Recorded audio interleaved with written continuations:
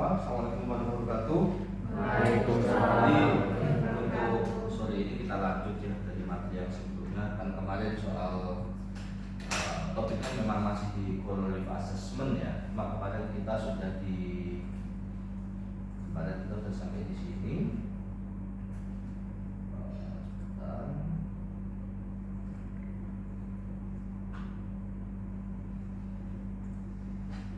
Kemarin kita sudah sampai di oral life form sama teknik Pantatau. Nah, untuk sekarang kita lanjut di sini nanti ya di teknik line intercept transect ya atau LIT, dan nanti ada satu teknik baru yaitu underwater photo transect ya. Nanti saya coba jelaskan untuk keduanya mana yang lebih enak gitu kan, maksudnya bagaimanapun setiap metode itu pasti ada kelebihan sama kekurangannya. Oke, kita ke ini langsung aja.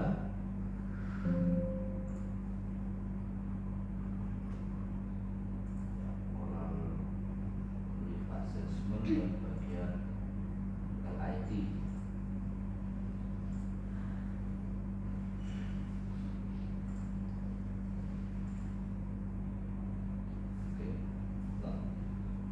Namanya adalah LIT atau Line Intercept Transect ya. Line Intercept Transect, dan sesuai dengan namanya ada kata-kata intercept di situ. Jadi by default pada saat pengamatan karang, pada saat assessment, yang kita cek itu hanya pada karang yang dilewati oleh garis transectnya, makanya namanya intercept seperti itu. Nah, itu bisa dicek di presentasi yang PPT. LIT ini dia sifatnya lebih detail daripada teknik Pantatau, kan? Kalau kemarin Pantatau kan dipakai untuk yang general, sifatnya general. Seperti pada saat nanti misalnya kalian TA-nya tentang karang, pasti akan melakukan teknik Pantatau dulu. Pantatau untuk mengkarakterisasi area yang luas. Sementara LIT, misalnya tadi ada yang punya ide soal penyakit karang, kita akan menggunakan LIT untuk mengakses. Jadi kalau misalnya LIT itu lebih ketutupan, gitu kan? Sementara nanti kalau misalnya kalian TA tentang penyakit karang, misal garis transectnya itu bisa kita gunakan untuk panduan luasan area yang diukur berapa dan seterusnya. Nah, untuk LIT pada prinsipnya dia ditujukan untuk menentukan komunitas bentik sesil berdasarkan bentuk pertumbuhan. Makanya kemarin saya minta Anda untuk menghafal gitu ya, life form dari karang. Nah, nanti ada hitungan dalam satuan persen dan mencatat jumlah beta bentik yang ada sepanjang garis transect. Dan enaknya untuk LIT, dia memerlukan dua tingkatan kemampuan dari pencatat data. Yang pertama, untuk mengenal peta laut dalam bentuk pertumbuhannya, jadi harus tahu life form-nya apa, gitu kan? Life form-nya apa. Dan yang kedua, harus mampu mengidentifikasi. Sama nanti misalnya TA-nya penyakit pada Acropora misalnya, ya, misalnya penyakit pada Acropora, ya harus diidentifikasi Acropora-nya apa. Karang bercabang non Acropora ya sama, harus mengidentifikasi favilit, politit, sama saja semuanya. Nah, untuk pengamat LIT itu tadi ya, dua tingkatan kemampuan yang harus dikuasai. Yang pertama bisa mengenali life form, kayak apa kemarin itu Acropora branching, Acropora digitate, coral masif dan seterusnya. Terus untuk teknis, jadi karena kalau di TV pointernya nggak bisa ya. Untuk teknik LIT, yang pertama yang dilakukan adalah penentuan lokasi. Lokasinya ini, maksudnya untuk penentuan kedalaman di mana kita akan melakukan LIT, ini kita ikut aturan KPLH nomor 4 tahun 2001 tentang kriteria baku kerusakan terumbu karang. Kedalamannya adalah 3 dan 10 meter. Kenapa 3? 3 ini representasi karang yang didangkal. Karang yang didangkal. Yang 10 meter yang di area yang lebih dalam. Nah, yang penyakit karang nanti di dua lokasi juga. Terus pada setiap kedalaman itu kita bikin transek ya. Jadi penyelam turun, masang meteran lapangan, dan setiap transek minimal sepanjang 100 meter. Ini idealnya. Sekalipun kalau misalnya jumlah sampelnya itu banyak, biasanya panjang transek itu bisa dimodifikasi lah. Tidak harus jadi 100, mungkin jadi 80, 60, tetapi replikasinya diperbanyak. Setelah transek ini dibentangkan, yang dilakukan berikutnya adalah pencatatan data liveform dan lebar liveform. Untuk liveformnya mengacu pada Australian Institute of Marine Science ya, atau berdasarkan format. Yang paling bagus, bukan yang paling bagus ya, yang lebih detail itu adalah punyanya IMC ini. Dia lebih detail. Kalau format itu dia hanya akropora dan akropora saja, fokusnya lebih ke situ. Sementara kalau IMC dia ada banyak kategori. Dan dilakukan juga identifikasi di sekarang, plus nanti analis datanya Anda cek di sini di box yang pojok kanan bawah, persentase tutupan untuk masing-masing kategori liveform. Jadi setiap kategori itu nanti dihitung untuk tiap lokasi atau tiap transek, dan juga persen tutupan untuk semua kategori. Yang kita gunakan untuk sebagai standar, apakah karang itu istilahnya itu sangat buruk ya kondisinya, rusak berat atau rusak atau sedang, baik, sangat baik, itu di sini persentase tutupan untuk seluruh kategori liveform.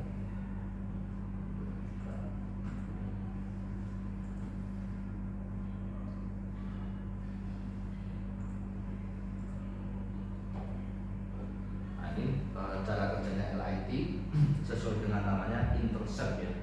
Jadi yang dihitung itu hanya karang yang dilewati oleh garis transek. Misalnya di gambar yang kanan, kiri atas ini ya, yang warnanya kuning itu adalah koloni karang, sementara yang warnanya abu-abu, anggap aja pasir.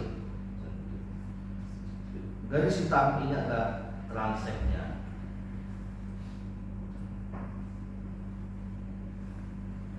Jadi di sini ada dua liveform. Yang liveform pertama itu adalah pasirnya, yang liveform kedua itu ya sekarangnya itu tadi. Yang dilakukan oleh pengamat itu dia mencatat antara titik 0 sampai titik T1 ini liveformnya apa, lebarnya berapa, katakanlah misalnya di sini 10 cm. Kemudian dari T1 ke T2 dikatakanlah misalnya lebarnya 30 cm, dan seterusnya.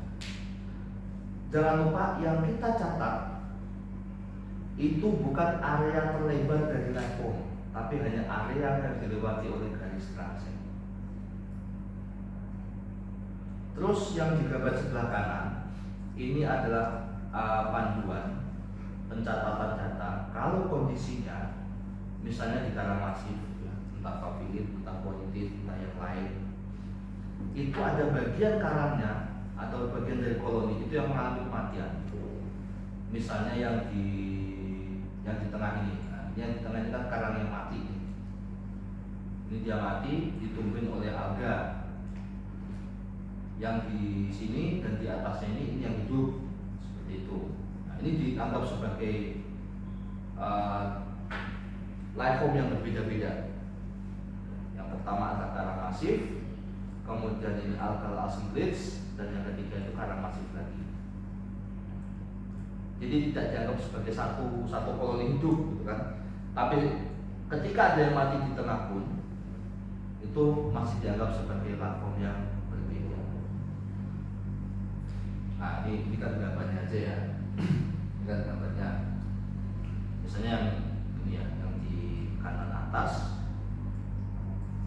yang kita catat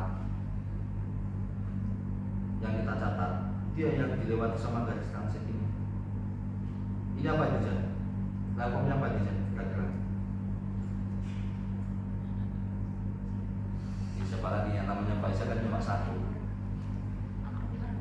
Hah? Branching, tabulate atau digitate? Tabulate kan ya? Bentuknya seperti meja. Ini dilanjut sama karang masif. Di sini kita kalau bicara liveform kita belum bicara spesies ya. Kalau misalnya sudah ketemu liveformnya nanti kita ident sekalian. Tapi identifikasi sekarang kan kita ada kamera, ada video, jadi identnya itu bisa di atas. Bisa pas selesai hilang kita baru identifikasi. Nah, ini appropriate tabulate, terus karang masif atau pola masif dan seterusnya dan seterusnya. Nah, seperti contoh yang di bawahnya. Ini ada bagian yang mati ya di sini. Kemudian ini yang masih hidup, ini juga yang masih hidup. Kalau gambar sebelah kiri itu hanya apa ya, teknis saja kira-kira bagaimana. Tapi tentu saja nanti pada saat kita mau praktikum, Anda latihan di lapangan, kita nggak pakai scuba diving dulu lah ya. Kita cari tempat yang air yang agak dangkal. Nanti kita coba Anda dengan snorkeling dulu saja untuk melakukan ini, untuk melakukan LIT. Dan tentu saja tidak 100 meter, paling cuma 10 meter. Nah ini untuk kriteria kerusakan terumbu karang kita mengacu KPLH nomor 4 tahun 2001 di sini nanti.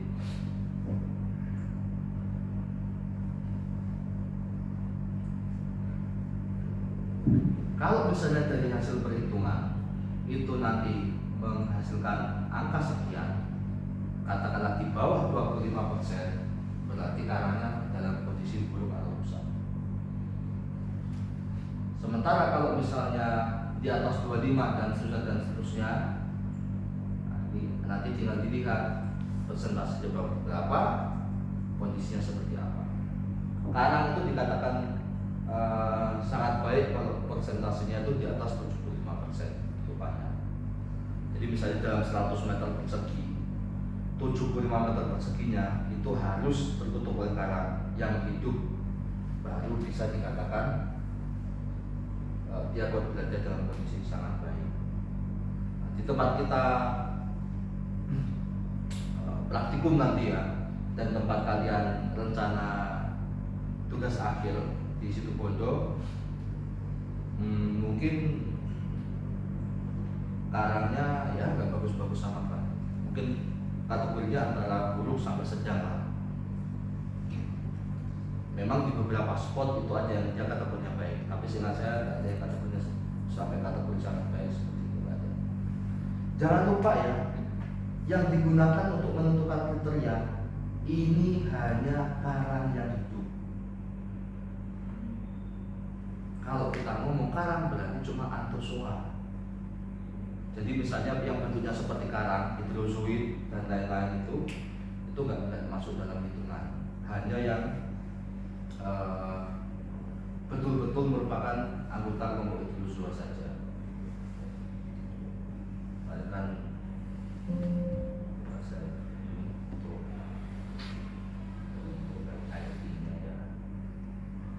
untuk liveform.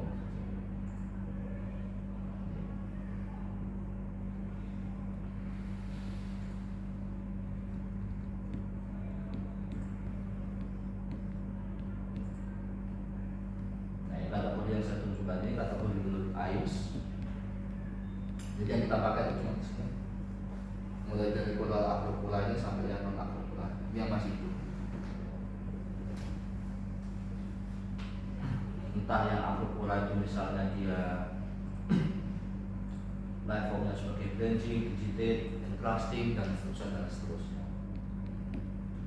Kategori ini harus hafal, minimal Anda harus hafal dulu kategori. Soft coral, kemudian sponge, atau ini ya coral millepora. Nanti coba saya tunjukkan coral millepora itu seperti apa. Dan coral heliopora atau karang biru ini sekalipun dia itu penampakannya seperti karang, dia juga bisa memproduksi kalsium karbonat, tetapi tidak termasuk dalam kelompok anthozoa. sehingga di-exclude dari penentuan kategori kesehatan karang berdasarkan Kemen LH nomor 4 tahun 2001. Itu. Sampai di sini dulu, silakan kalau ada yang ditanyakan. Untuk lain dulu. Nah, ini level-levelnya bisa dicek di slide yang sudah saya berikan sebelumnya ya. Nah, ini contohnya nih. Yang ini pola.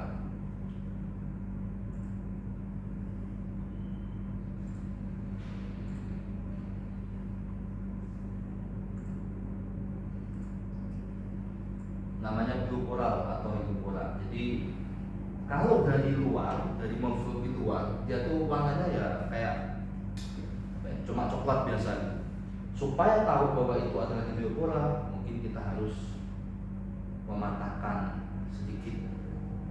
Apalagi kalau misalnya Anda baru saya baru beginner lah, baru pemula gitu kan, ya mungkin agak susah. Ini karang bercabang non acropora ataukah heliopora? Jadi bisa kalian lihat kerangkanya dia benar-benar berwarna biru, makanya disebut sebagai blue coral. Terus, nah ini namanya coral coral atau fire coral. Dia termasuk hydrozoa, dia juga nggak ikut dihitung ya kalau masalah kita mau LIT. Cuma kalau saya ketemu sama karang ini, Anda harus lebih berhati-hati. Yang namanya hydrozoa semuanya bisa menyengat. Kenapa dia dikasih nama fire coral? Bukan? Karena kalau misalnya kena di kulit itu kayak sensasi terbakar gitu lah, kayak cekik-cekik gitu ya. Kalau misalnya kenanya di telapak tangan aman. Kalau kenanya di punggung tangan, apa jadi masalah? Kenapa kira-kira? Kalau di telapak tangan itu aman. Ya karena telapak kanan itu sudah kapalan, makanya aman kan? Betul. Gak cuma untuk coral, nanti pada saat di lapangan mau baik untuk praktikum atau TA, perhatikan jangan sampai punggung tangan ini kena objek apapun. Kemarin saya sudah, kaki saya yang sebelah kanan sampai sekarang masih bekas merah-merahnya. Bukan kena si Millepora sih, kena hydrozoid yang lain. Jadi kalau Millepora ya, tempat yang banyak Millepora ini berarti karangnya nggak bagus, terumbu karangnya tidak bagus. Ini level-level yang lain silakan nanti Anda perhatikan, dihafalkan ya. Kita lanjut ke ini dari LIT, kita ke underwater photo transect.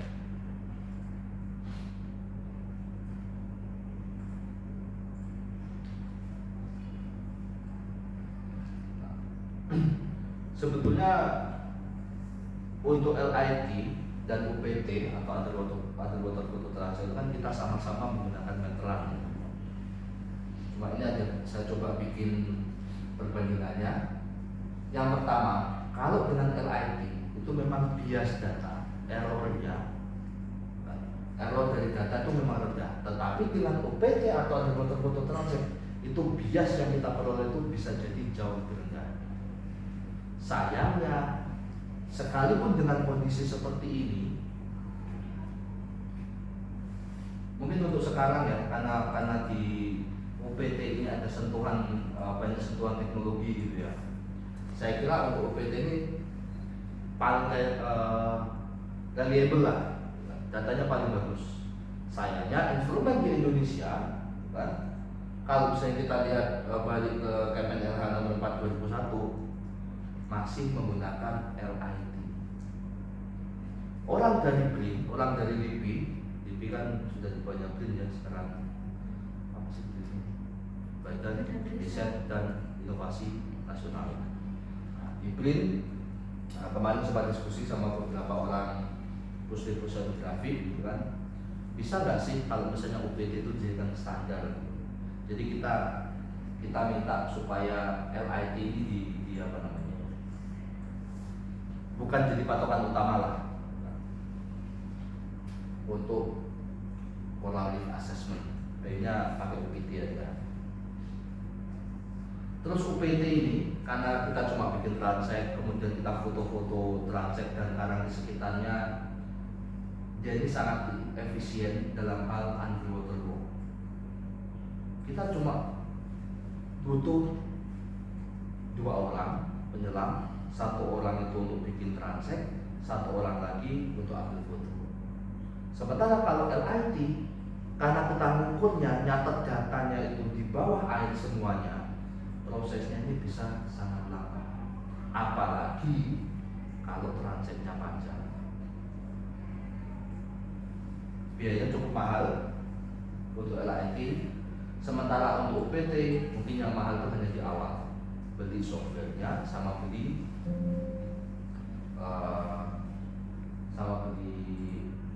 kamera atau video kameranya lah. Tapi untuk nanti untuk kita coba-coba untuk apa namanya program atau softwarenya saya sudah ada, nanti kita tinggal coba running bareng-bareng aja.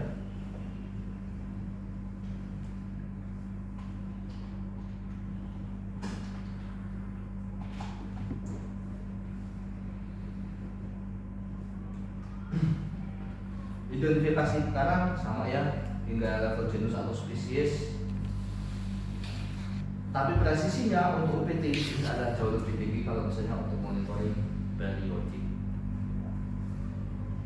Nah, yang jadi masalah dari UPT ada analisis foto ini cukup lama. Karena memang kita harus apa ya istilahnya, dalam satu transact itu kan ada banyak foto yang harus diambil. Misalnya transaknya 30 meter berarti ada 30 foto, 100 meter ada 100 foto. Kalau misalnya untuk LIT dia memang apa namanya, pengambilan datanya lebih lama, tapi untuk proses analisis datanya bisa lebih cepat. Kalau untuk UPT untungnya sudah ada softwarenya, jadi kita tinggal masukkan foto, kita klik-klik sana sini, nanti kita coba bareng-bareng. Agak sedikit lebih lama memang, tapi nggak apa-apa lah, lamanya kan di atas air bukan di bawah air. Nah, sebelum kita melakukan UPT ada beberapa parameter yang harus diambil ya, harus dicatat minimal, seperti misalnya tipe pantai, kondisi cuacanya bagaimana, keadaan habitat, dan lain-lain. Kenapa sih dokumentasi ini penting? Anda bisa cek di box yang berwarna biru pucat itu yang di bawah. Yang pertama, untuk mengetahui gambaran umum kondisi terumbu karang, misalnya potensi ancaman, perubahan-perubahan kondisi perairan yang berdampak pada terumbu karang dan sebagainya. Misalnya kita tahu di sekitar tempat kita UPT itu ada permukiman, berarti potensi ancamannya adalah kegiatan antropogenik, kan? Dan seterusnya dan seterusnya. Ini teknisnya UPT ya, sama ya, dilakukan pada 2 kedalaman 3 dan 10 meter dan sejajar dengan garis pantai, sama untuk metode LIT. Transaknya minimal itu ada 50 meter, sekalipun beberapa orang mengatakan 30 meter itu cukup, hanya saja replikasinya ditambah. Dan untuk mengambil foto kita harus menyiapkan ini frame ukuran 60 kali 40 bukan 40 kali, sorry, itu harusnya 60 kali 40 cm ya, bukan meter ya. Pengambilan foto pada setiap frame itu dilakukan pada meter 0, 1, 2 dan seterusnya secara berselang-seling. Nanti kita lihat ilustrasinya bagaimana. Untuk analisis CPC-nya, ini namanya programnya ya, sorry saya belum sebutkan tadi. Ini softwarenya CPCE. Nanti saya kasih untuk softwarenya. Nah, di CPCE ini kita bisa menggunakan beberapa kategori form. Ada mau pakai format bisa, ada mau pakai IAMS bisa. Kalau saya lebih suka pakai AIMS ya, seperti itu. Dan kemudian kita lakukan analis data sama seperti halnya analis data untuk LIT, di mana kategorinya tetap mengacu pada KPTN nomor 4 tahun 2001. Nah, ini kalau misalnya Anda lihat di gambar yang kiri atas, ini garis transeknya, ini frame, jadi satu orang megang frame, satu orang megang kamera. Posisi kamera dengan frame itu harus tegak lurus, nggak boleh miring dari sini mungkin atau miring dari sebelah sini, nggak boleh, harus tegak lurus ya. Nah ini ilustrasinya ya. Misalnya kalau di gambar ini panjang transeknya sampai 70 meter, kan? Jadi kita mulai dari titik ke 0 atau titik ke 1, meter ke 1, katakanlah posisinya sebelah kiri transek, kedua sebelah kanan, ketiga sebelah kiri, pokoknya berselang-seling seperti itu. Terus di bawah ini, nah, mungkin Anda perlu take note di sini ya. Bila perairan keruh, jarak pengambilan foto dapat lebih dekat dari jarak normal. Tapi konsekuensinya untuk menggambarkan satu frame penuh harus beberapa take. Misalnya kalau perairannya jernih, nah, satu frame sini kita bisa sekali jepret, kan? Nah, kalau perairannya keruh, ya mungkin dijepret separuh-separuh lah, atau seperempat sini dulu, terus bawahnya lagi, baru atasnya, bisa seperti itu. Dan jangan lupa penyelam ini meminimalisasi kontak fisik dengan karang. Seperti yang sebelumnya kita bahas di kuliah sebelumnya yang tentang ancaman kelestarian terumbu karang dan upaya rehabilitasi, kan? Salah satu yang berperan dalam menyebabkan kerusakan itu adalah orang penyelam, termasuk kalian nanti ya. Kalian TA, kalian praktikum, usahakan meminimalisasi kontak fisik dengan karang. Pada kontak fisik itu bukan kita salaman, bersentuhan gitu. Cuma jangan sampai, karang itu dia sangat rapuh ya. Hatinya dia rapuh, jadi ya kalian harus lebih hati-hati. Nah, itu contoh dari pengambilan foto ya. Yang sebelah kiri itu yang pas, yang oke, gitu kan. Yang sebelah kanan ini kurang oke. Nah, Anda lihat di gambar yang sebelah kiri, ada yang masang frame itu di atas meterannya, ada yang masang frame di luar meterannya, sama saja. Kalau saya lebih suka di sini, lihat. Kenapa seperti itu? Karena tidak ada bagian dari frame atau bagian dari terumbu itu yang tertutup oleh meterannya. Bagaimanapun, karena yang ketika kita menggunakan software JPCE, yang main itu kan komputernya, softwarenya. Berarti kita di sini ada kehilangan ya mungkin tidak banyak ya, sekian persen kehilangan luasan liveform tertentu. Kalau misalnya di sini aman.